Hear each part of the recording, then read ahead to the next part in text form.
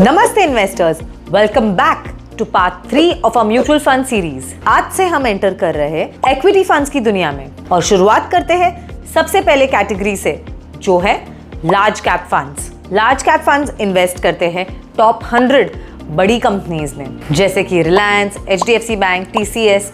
ये सब मार्केट के लेजेंड्स है। ये कंपनीज सालों से मार्केट में है, वो भी एक सॉलिड रिकॉर्ड के साथ। तो नेचुरली इनमें रिस्क कम होता है, क्योंकि ये बिजनेसेस स्टेबल होते हैं और क्रैश के टाइम भी ज्यादा पैनिक नहीं मचाते। लेकिन इनका टाइमलाइन क्या होता है? टेक्निकली आप कभी भी विड्रॉ कर सकते हो, इसमें कोई लॉक इन नहीं होता, मगर एटलीस्ट 3 इयर्स के लिए इनमें इन्वेस्टेड रहने से आपका पोर्टफोलियो अच्छा ग्रो कर जाएगा। Ideal investment period 3 to 5 years है, लेकिन जितना लंबा टाइम इन्वेस्टेड रहोगे उतना ज्यादा कंपाउंडिंग का मैजिक वर्क करेगा। लार्ज कैप थोड़ा स्लो ग्रो करते हैं, मगर पेशेंस जरूरी है। इसका risk level low to moderate रहता है। बड़ी कंपनीज में गिरावट कम होती है, मगर मार्केट कभी भी ट्विस्ट मार सकता है, तो थोड़ा सब्र और थोड़ा विजन होना चाहिए। चलिए इनके रिटर्न्स को समझते हैं एक एग्जाम्पल के through. Historically large cap funds average 12% का रिटर्न देते हैं। समझो अगर आप 1 लाख इन्वेस्ट कर रहे हो for 7 years,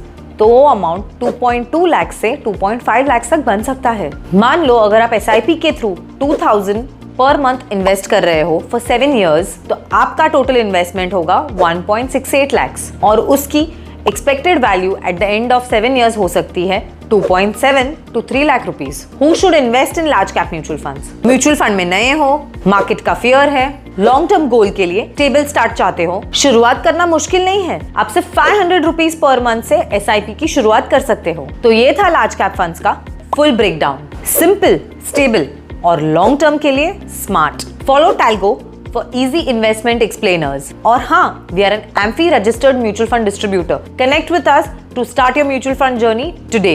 Comment mutual on this reel and we will get back to you how you can start your journey.